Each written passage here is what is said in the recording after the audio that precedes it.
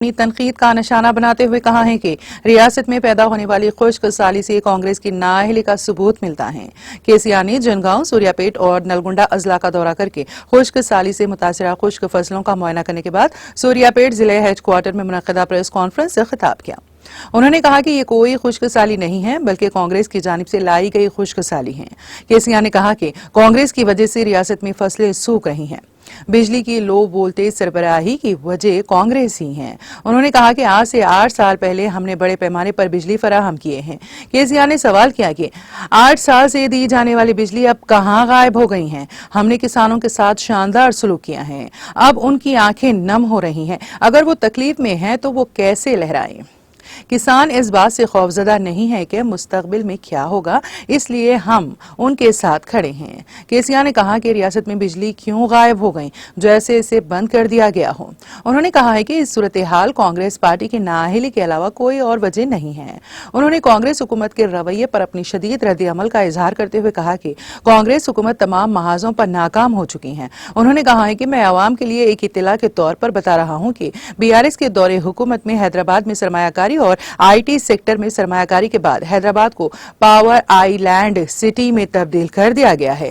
केसीआर ने किसानों से मुताल्लिक कांग्रेस के रवैये पर अपनी शदीद रद्द-ए-अमल का इजहार किया है।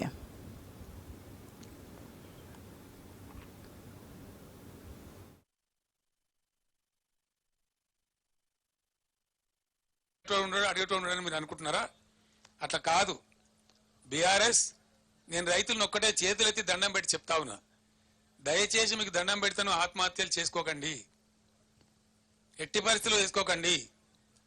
మీ కేసీఆర్ మీ బీఆర్ఎస్ మీ పరంగా రణరంగమైన సృష్టిస్తుంది, యుద్ధం చేస్తుంది. ప్రధాన ప్రతిపక్షంగా మాకు బాధ్యత మీరు ఇచ్చినారు, మేము నిద్రపోము ఊరుకోము.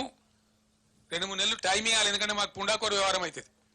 ఓర్వలేని తనం లెక్క వాడైతే గెలవంగానే వీళ్ళు మొదలుపెట్టిన దుకాణం ఓర్వలేకపోతున్నారు అని అంటారు. కాబట్టి నేను 4వ నెల దాకా నా 4 కూడా తెరవలే. 1-2 మీటింగ్లు పెట్టినాం కేఆర్ఎంకి ఇచ్చినప్పుడు, అంత తప్ప నేను మాట్లాడలే, ఎక్కడ కూడా మాట్లాడలే. మీ ఇష్టం వచ్చినట్టు దురుసుగా నోటుగా చరిత్రలో ఏ ముఖ్యమంత్రి మాట్లాడినంత మొరటుగా ఈనాతీనంగా మాట్లాడినా నిందించినా నేను 4వ నెల దాకా ఓపిక పట్టిన తప్ప నా నోరు తెరవలే. ఇలా లక్షల ఎకరాల పంట ఎండిపోతా ఉంటే చూస్తూ ఊరుకోలేం. కాబట్టి నేనే స్వయంగా చూద్దామని వచ్చిన. ఎమ్మెల్యేలు ఇతర నాయకులు తిరిగి చెప్తా ఉంటే ఒక అదే కాదు అన్ని పోయినాయి. మీరు ఎన్ని వాగ్దానాలు ఎగబెడతాం అనుకుంటున్నారా? మీరు వాగ్దానాలు ఎగబెట్టి అందరం ఊరేదాం అనుకుంటున్నారా? పండనీయం బిడ్డ జాగ్రత్త, మిమ్మల్ని చేస్తాం, పరిగెత్తిస్తాం ఎక్కడికక్కడ. ఇది ప్రజాస్వామ్యం.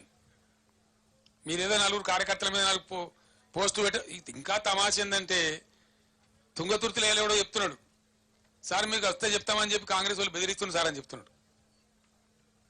రైతులన్నాడు కేసీఆర్ పర్యటనలు వచ్చి వాడు చెప్పొద్దట, షికాయత్ చేద్దట, వాళ్ళకి కలిగిన బాధ కూడా చెప్పుకోవద్దట, సోషల్ మీడియాలో పోస్టులు పెట్టొద్దట, పోలీసులు పోయి బెదిరిస్తున్నారు. నేను పోలీసు సోదరులు కూడా విజ్ఞప్తి చేస్తా ఉన్నా, ఇవి ప్రజాస్వామ్యం, ప్రజలు ఉంటారు, ప్రజల బాధలు ఉంటాయి. డెమోక్రసీలో మీరు అతిగా పోవద్దండి అనవసరంగా. ఎవరు పర్మనెంట్ కాదు. మేము కూడా 10 years ఉన్నాం. 10 years లో మేము పనిచేస్తే కాంగ్రెస్ నశానికి కూడా ఉండకపోతుండే, ఒక్కడు మిగలకపోతుండే. మేము ఈ దుష్ప్రవర్తన చేయలే. మేము అహోరాత్రులు రాత్రింబవళ్ళు రాష్ట్రము, రాష్ట్ర ప్రజలు, నీళ్లు, మంచినీళ్లు, కరెంటు, మెడికల్ కాలేజీలు, జూనియర్ కాలేజీలు, రెసిడెన్షియల్ స్కూళ్ళు, వాటి మీద మా మీద కరగబెట్టినాం. మేము అవన్నీ నిలబెట్టినాం, చూపెట్టినాం. ప్రజల కళ్ళ ముందు ఉన్నాయి ఇప్పుడు అవన్నీ. మేము గాలి మాటలు చెప్తలేం. 10 ఏళ్ళు మా హృదయాన్ని, మా మెదడును, మా సమయాన్ని ఖర్చు పెట్టి మేము ఆ పని చేసినాం. రాత్రింబవళ్ళు కష్టపడ్డాం.